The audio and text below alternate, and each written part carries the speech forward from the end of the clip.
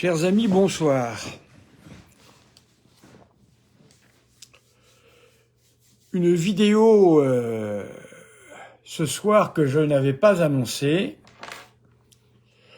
toujours dans le cadre de notre débat sur le CD-vacantisme. Et j'aurais voulu ce soir répondre particulièrement à un... comment pourrait-on appeler cela? Un correspondant, puisque même s'il est CD-vacantiste, eh bien, il correspond avec moi par écrit, avec un style, disons, qui n'est, ma foi, pas irrespectueux. Donc c'est pour ça que je réponds à celui qui se fait appeler Léon XIV. Alors, je vais lui répondre mot après mot, parce que ce qu'il dit est d'une gravité extraordinaire. Voilà, je vais vous le lire. Mon père, alors c'est suite à ma vidéo sur Léon XIII, qui je crois, en quelques mots et des arguments assez prégnants, vous aura convaincu du libéralisme effréné de Léon XIII. Il est vrai que Léon XIII était très conciliant vis-à-vis du républicanisme par ses actions politiques. Alors je m'arrête déjà là, mon cher Léon XIV, pour vous dire que non, le pape Léon XIII n'était pas conciliant, il était l'organisateur d'une collaboration souterraine entre l'Église, à travers lui, et certains personnels, évêques et autres, qui avaient certainement des idées aussi libérales que Léon XIII, et celui-ci va mener une politique double. Au fond de lui-même, Léon XIII veut une unification avec les républicains. Il va organiser lui-même la victoire du républicanisme, ainsi tendant la main à nos pires ennemis, à travers Jean Jaurès, à travers... alors il y a eu Jean Jaurès, il y a eu Gambetta, il y en a eu beaucoup d'autres. Il va organiser la dissolution, il n'y a pas d'autre chose à dire, de l'Église catholique, et totalement inconciliable avec le catholicisme authentique. Donc, pas seulement conciliant, mon cher Léon XIV, mais bien plus que cela, c'est celui qui nous aura livrés aux républicains. Et c'est peut-être à cause de lui, ce Léon XIII, que nous en sommes là aujourd'hui. Bien sûr. Et sans doute que il a commis, selon moi, une hérésie en morale sociale, en s'acoquinant avec nos pires ennemis, encore une fois. L'infaillibilité pontificale ne repose pas sur les décisions politiques. Ah bon? Ah bon? Qu'est-ce que cela veut dire, les décisions politiques? Alors, il est vrai, vous le savez, que l'infaillibilité pontificale, je suis heureux d'entendre un CD-vacantiste dire que l'infaillibilité pontificale est limitée déjà. Prenons-en l'avantage. Mais cependant, la politique, au sens le plus noble du terme, fait partie de la foi, mon cher ami. Ne savez-vous pas qu'il y a ce que l'on appelle la doctrine sociale de l'Église? Et dans cette doctrine sociale, il y a aussi la politique. Ne savez-vous pas que le socialisme a été condamné par l'Église catholique et ceci depuis très longtemps? Eh oui. Donc, un régime qui ne fait qu'apporter le chaos et la dissolution, car ils sont des ennemis totalement irréconciliables de l'Église, tels que le sont ceux de ce régime, républicain. Faire des pactes avec ces gens-là et les promouvoir me semble quelque chose de très grave. Or, vous semblez ici, évidemment, comme il faut partir immédiatement au secours de Léon XIII, parce que sinon, non pas par amour de Léon XIII, chers amis, ne croyez pas ça, si notre ami Léon XIV part au sauvetage de Léon XIII, c'est pour une raison bien simple. C'est parce que le sédévacantisme ne tiendrait plus si jamais Léon XIII, eh bien, lui aussi rentrait dans les catégories, eh bien, des sédévacantistes. Ne l'oublions pas. Ce n'est pas du tout par amour de Léon XIII, pas du tout. Je continue. Mais sur ces enseignements, c'est vrai, mais un pape qui enseignerait des erreurs, voire des hérésies en matière de doctrine sociale, on peut se demander s'il ne commettrait pas, eh bien, quelques hérésies notoires. Mais même si pour cela, même si pour lui cela ne se reflétait pas dans ses actions, ah bon? Toutes les actions vous avez vu ma vidéo hier, mais est-ce que vous avez les oreilles pour entendre? Ou est-ce que vous êtes totalement aveuglé par votre sédévacantisme? Les actions de Léon XIII ne reflétaient pas le républicanisme. Je vous ai dit je vous ai montré combien les pires ennemis de l'Église se frottaient les mains. Je vous l'ai dit hier. Dois-je refaire sans cesse des vidéos pour vous convaincre? Les pires ennemis de l'Église. En plus, je vous ai donné des références. Il s'agit ni plus ni moins que d'Emmanuel Barbier dans son histoire du libéralisme, histoire critique du libéralisme, qui est reconnue normalement par tous les traditionalistes, tout de même. Donc, vous mentez là, pardonnez-moi, ou vous avez mal entendu, voilà. Mais ça se reflétait bel et bien dans ses actions, ou alors vous n'avez rien compris à ce que j'ai dit hier. Ce qui pourrait paraître assez grave quant au jugement. Je continue. Alors qu'aujourd'hui, avec Rome, depuis Pie XII, c'est juste depuis Pie XII.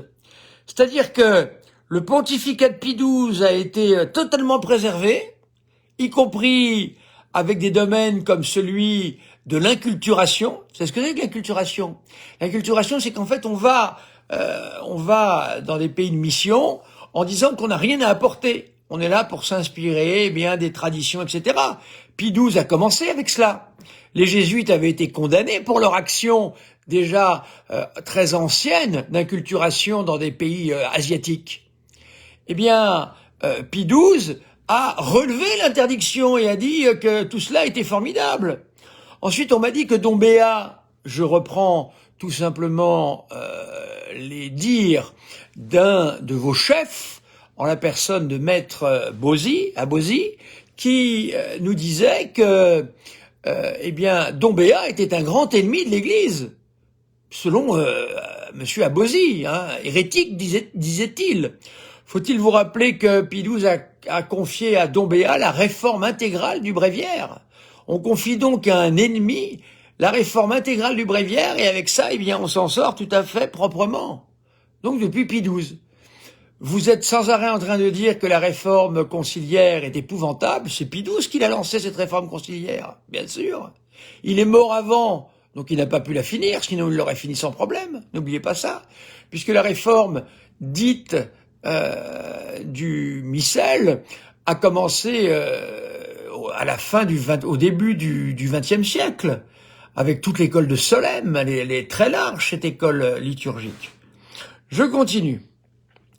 Alors là, on touche à quelque chose qui me fait très mal, parce que là, on entend l'hérétique dans sa pensée la plus affreuse.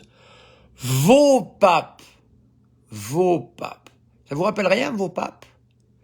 Eh bien, Jésus disait aux Juifs, dans l'Évangile, votre religion, vos prêtres. Parce que Jésus ne reconnaissait pas les prêtres juifs comme faisant partie évidemment, de la nouvelle religion. De la même manière, alors on entend vos papes. Ce qui veut dire que ce sont pas les siens, ce sont les nôtres. J'ai bien peur pour votre salut, mon pauvre Léon XIV, avec des pensées pareilles. Vos papes n'ont même plus besoin d'être moins vertueux. Mais on ne parle pas de vertu chez Léon XIII. On ne demande pas aux papes d'être vertueux personnellement, mon cher Léon XIV. On leur demande de gouverner l'Église. Et c'est sur le gouvernement de l'Église qu'on doit les juger. Eh bien, je puis vous dire qu'au niveau gouvernement, Léon XIII, c'est le zéro pointé. Alors, vous êtes très intéressé par ces documents, je le vois, puisque vous citez « Ah, c'est merveilleux, à la fin de la messe, Léon XIII a su nous donner de superbes textes. » Est-ce que vous avez bien entendu ce que j'ai dit hier ou pas? Si Léon XIII parlait comme ça, c'était pour donner, eh bien, à ceux qui étaient des traditionalistes, qui n'existaient pas encore à l'époque, mais qui étaient au moins des monarchistes, l'assurance que le pape Léon XIII était à fond pour les monarchistes, bien sûr. Et pendant qu'il faisait de belles phrases, il trafiquait, magouillait, livrait l'Église, eh bien, aux mains de ses pires ennemis. Je pense que vous n'avez pas ou compris ou entendu ce que j'ai dit, je le pense. Je continue. Donc vos papes n'ont même plus besoin d'être vertueux, on se moque de la vertu des papes, c'est leur problème personnel, car vos papes n'ont plus cette assistance du Saint-Esprit. Ah bon? Alors vous êtes plus fort que Sainte Jeanne d'Arc d'une certaine manière, puisque Sainte Jeanne d'Arc, quand on lui demande s'il est en état de grâce, elle dit « si je n'y suis pas, que Dieu m'y mette », et si j'y suis, que Dieu m'y préserve. Vous arrivez à savoir à partir de quand les papes sont en état de grâce. C'est extraordinaire. Voilà, donc quand, comment, je ne sais pas, vous ne l'expliquez pas. Ça serait intéressant. Alors, pour enseigner l'hérésie, car vos papes n'ont plus cette assistance du Saint-Esprit. Vous vous rendez compte ce qu'ose dire ce Louis XIV? Nos papes n'ont pas l'assistance du Saint-Esprit. Eh bien, mon cher ami, le jour du jugement, j'aimerais pas être à vos côtés. Ensuite, ce qui est ironique, voilà, alors là il nous dit, c'est après la prière d'exorcisme de Léon XIII, j'ai déjà répondu. Il faut savoir que le seul moyen de disperser le troupeau dans les divisions doctrinales que génèrent les hérésies c'est les vacantistes, car jusqu'à preuve du contraire, vous êtes des bons diviseurs, c'est les vacantistes. Vous avez déjà coupé l'Église en deux parties, même si la partie sédécantiste est toute petite, mais vous êtes des diviseurs, vous êtes des hérétiques, vous dites ce que vous voulez. Vous êtes des hérétiques et des schismatiques. Alors, c'est en frappant d'abord le pasteur suprême, c'est ce que vous avez fait, puisque vous avez frappé Léon XIII, pardon, vous avez frappé Jean XXIII. Donc, c'est vous qui avez frappé le pasteur suprême, c'est pas nous. Ensuite, là où le siège du bienheureux Pierre, cher de la vérité, furent établis comme une lumière pour les nations. À vous, vous aimez les grandes phrases, mais les grandes phrases, vous savez, cachent toujours quelque chose. Ils ont posé le trône bon, bref. Car il faut savoir que le seul moyen, bon ça je l'ai déjà lu, c'est la société de tous ceux qui professent la même foi. Et si dans une société les membres ne partagent pas la même foi, cette dernière n'est pas l'Église visible. L'Église invisible. Visible, oui. Ah bon? Ah bon? Encore une nouveauté. Alors expliquez-moi, s'il vous plaît, mon cher Léon XIV, comment ça se passait sous saint Athanase, où la moitié de l'Église, eh bien, était arienne. Il ne devait pas y avoir non plus d'Église, là. Donc l'Église du côté arienne n'était pas l'Église, de l'autre c'était l'Église, je comprends pas bien, là. Je comprends pas. L'Église a déjà connu des divisions, et combien? Au moment du protestantisme, au moment de l'arianisme, on pourrait en citer beaucoup des divisions dans l'Église, et en grande quantité. Ensuite, autrement dit, si l'unité doctrinale n'existe pas au sein de cette société, c'est qu'elle n'est pas l'Église visible en ce moment. Mais qu'est-ce que c'est que l'unité doctrinale, mon cher ami? Ce n'est pas que tous les catholiques professent la même doctrine. Ça n'a jamais existé, ça. Jamais. Il y a toujours eu du moins il y a eu des libéraux qui se sont présentés déjà à l'Église. Vous le savez, ça. Ça date de votre ami Léon XIII. Donc, ce n'est pas la foi professée de chacun, ça n'existera jamais cette partie-là, jamais, il y aura toujours des hérétiques. Non, ce qui fait l'unité de l'Église, c'est l'unité de doctrine, certes, mais c'est surtout l'unité de doctrine catholique qui est dans le magistère de l'Église. Or, le magistère de l'Église, je l'ai déjà démontré plusieurs fois, Vatican II n'a certainement pas erré dans la foi, je vous l'ai déjà dit. Si vous affirmez que Vatican II est erré dans la foi, ça veut dire que vous affirmez que les évêques réunis en concile ne sont pas infaillibles. Nouveauté, encore une fois. Non, ça ne peut pas marcher, ça, voyez-vous. Donc, il y a une unité doctrinale, la doctrine catholique est claire, nette et précise, il y a l'Église catholique, heureusement, parce que je vous rappelle que c'est l'Église elle-même qui est infaillible. Alors, à moins que vous ayez la prétention, c'est des vacantistes, d'être l'Église vous-même. Ça veut dire que vous devez être capable de nous fournir un pape, vous devez être capable de nous fournir beaucoup de choses. Alors voilà, le clergé même de l'institution romaine n'est pas un sur le plan doctrinal, elle ne l'a jamais été. Je vous ai dit, sous saint Athanase, la moitié des évêques étaient ariens. La moitié des évêques ne croyaient pas en la divinité du Christ. Alors, qu'est-ce qu'on dit à ce moment-là? Le pape était pape ou pas pape? Qu'est-ce qu'on dit? Je ne sais pas. L'une des caractéristiques de l'Église visible, c'est d'être une sur le plan doctrinal. Nous le sommes. Vous ne l'êtes pas. Puisqu'il y en a chez vous, j'ai appris qui disait que l'autorité catholique n'avait jamais été présente dans l'Église. Voilà. Donc voilà l'exemple type. Nous sommes tout à fait unis dans l'Église. Je vous ai montré le catéchisme de l'Église catholique. La doctrine est unifiée. Maintenant, le personnel peut dire des choses qui ne sont pas en conformité avec le catéchisme. Le pape, eh bien, écoutez, le pape, quand il parle de manière infaillible, est en unité avec la doctrine une de l'Église catholique.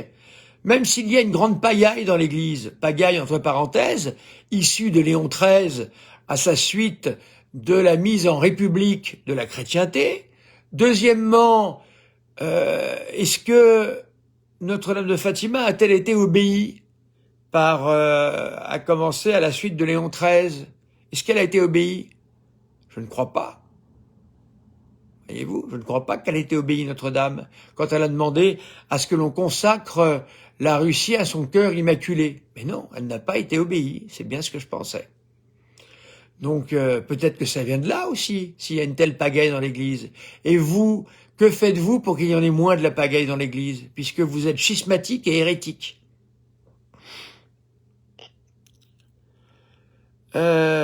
Vous êtes divisé sur ce point au sein même de l'institution romaine. Rien de nouveau, encore une fois, les choses ne sont pas nouvelles. D'ailleurs, on constate cette division entre vous et les prêtres qui soutiennent Arnaud Dumouche que vous dénoncez à répétition dans vos vidéos. Ben bien sûr, il y a des hérésies modernes. Il y a toute l'histoire de l'Église, il y a eu des hérésies. Aujourd'hui, il y a d'autres hérésies. Vous avez même des encycliques qui permettent de répondre aux hérésies.